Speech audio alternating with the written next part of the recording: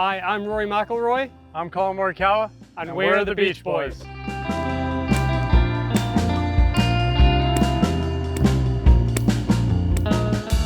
What a moment you two shared in the bunker at Augusta. Let's try and recreate it. Let's see what we got. Okay. How did that feel, first off, under the pump? Pretty cool. Like, sort of unbelievable moment. You know, me holing out first and then Colin obviously following me in, and just the whole, I felt like the atmosphere around that green was electric as we walked off. It was really cool. Yeah, I mean, hopefully, I tell people all the time, you know, hopefully we'll have the chance to win the Masters, but, you know, other than that, I think it's one of the coolest moments I could have experienced. And I seriously had blacked out after I had made my shot. And yeah, I still can picture Rory to this day spinning his arms in 50 directions. But it was a really cool moment, and something you'll never forget, I think, every time you get to Augusta.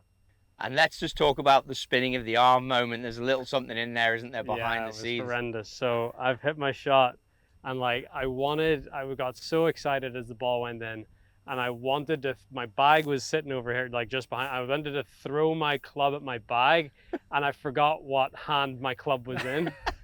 So I ended up going to throw, except the club went behind me because it wasn't in the right hand. Like a true golfer. Yeah, like just so bad. I mean, but it will literally be one of the most iconic moments. It's great to both be involved in that. And we played for years. So the shot was a little something like this, right? We're going to have both of you hit this, and then we'll go to Collins. So play one out there. Talk to us about what you saw. Yeah, so for me, it was... I was worried that if I used the slope that the ball wouldn't get all the way down to the hole, even though Augusta's greens are so fast. So I remember talking with my caddy Harry, just being like, I don't know if I should go straight at it and sort of just leave myself like a 6 or 8 footer for par coming back, or if I, you know, go up the hill. And Harry was pretty adamant if I got it riding the hill that it would get down to the hole. You know, so I went out and I looked at it and it was like, yeah, I'm gonna use the slope here. And it wasn't a particularly great lie. So I just had to sort of get it out there. And I think what helped was there was no spin on the ball. So the momentum of the ball sort of carried it around and got it going down the hill maybe faster than I thought it was going to. And then it obviously got to the hole. So technique-wise, boys, when you're playing a bunker shot like that and it's going to break, we've already said the lie maybe was helping you out a little, but how do you pick your start lines out of bunkers? I've always just thought about where I want the ball to land, and then I just try to visualize from that landing spot what the ball's going to do and sort of let gravity take over. So that's basically what I tried to do. So I picked a landing spot and was, you know, just sort of left it in the lap of the gods at that point. Let's see what you can do from here. All right. I just remember walking up and it looked like the hardest shot on property. His did? Yeah, his. Interesting that you hadn't thought about someone else's shot going in.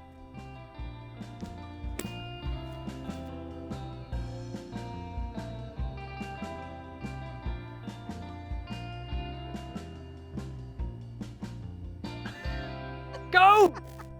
If we had Augusta pace, he might have done it. I mean, I think it was perfect. I don't think you can do better than that. No, I don't think I can put him through that. I'm tempted to not put you through it. Let's just move on to yours. Yeah, I'd love to. Okay, let's move on to I'd yours. love to. So imagine the scenario, though. The place is going electric now. You've done your shocking celebration, which, you know, now we know the behind the scenes on that. It was a shocking celebration. But Colin, like, when do you know to hit the shot? Because you must be buzzing for him too, naturally, right? You've already said you appreciated how difficult his shot was. Yeah.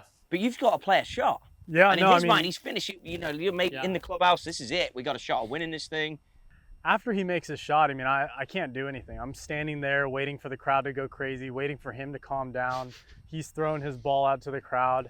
And at this point, I'd known Rory had played a really good round. I knew I was kind of in the top 10, you know, kind of close to that top 5 spot at the Masters. And what was cool about my shot is that Rory probably had a half a foot to land his ball with the right speed and the right pace.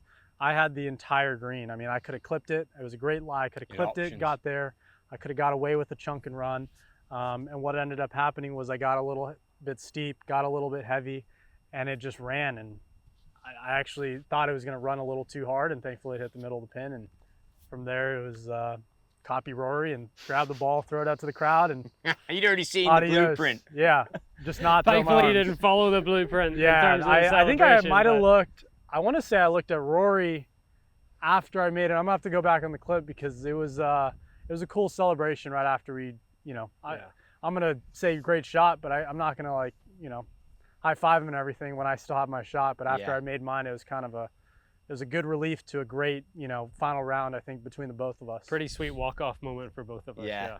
Something that you can share forever. So give us the demo here, Colin. Like, any thoughts? So you said you had options. Now that can be a tricky thing in a golf shot, especially around the greens. If you had, this is the way I have to play it, but now you got options. That can be hard. How do you dial yourself into, okay, this is the way I'm going to play that? I think it's just whatever you feel most comfortable with. I mean, on that shot, it was, okay, you know, if I land it midway, I can get a little check on it and then just have it release. I mean, it's still downhill, it's still away from you, but not drastically. And it's just, you know, you have to be specific with your target. Like, I know that I can get away with it, but I'm not thinking about that. I'm thinking about still landing it in a specific spot, trying to check it up and have it release to the pin. Okay, well, the bar's set high. Yeah. Not as high as it was at Augusta, but it's high.